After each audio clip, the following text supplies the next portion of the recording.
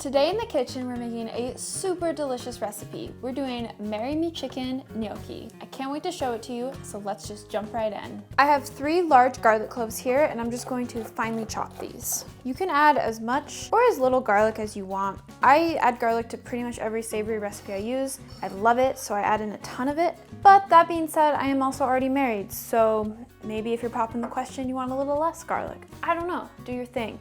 Next, we need to cut up a medium to large shallot.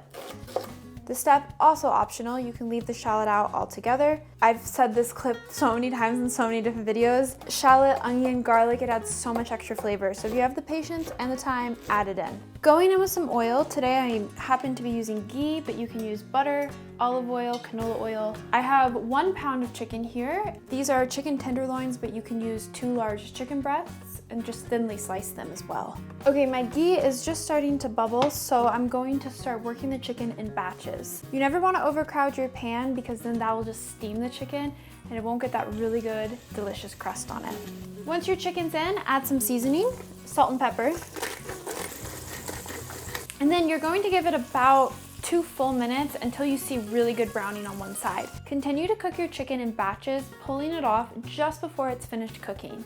It will finish cooking on the plate when we pull it off, and we're gonna stick it back into some hot sauce. Now that our chicken is cooked and resting, we're going to get our shallot and garlic added in, your Italian seasoning, and the red pepper. This is optional if you don't like spice, and then gnocchi.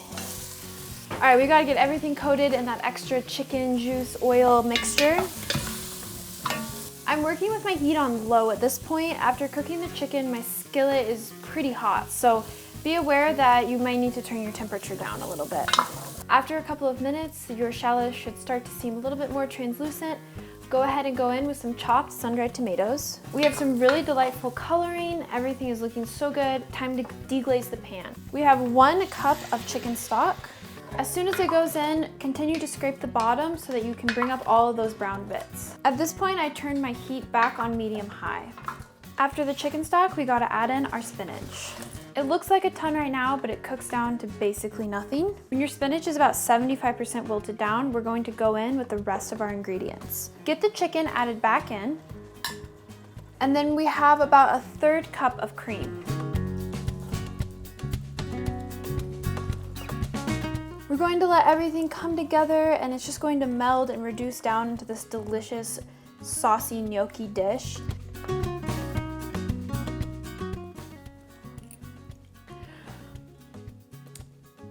It's so good. It's creamy. The gnocchi is cooked perfectly because we kind of browned it and then it's simmered in that sauce. The chicken is juicy and moist and everything is perfect with just a little bit extra Parmesan cheese on top. I hope you guys give this Marry Me Chicken with gnocchi a try. And if you do, please let me know in the comments below. Thank you so much for watching.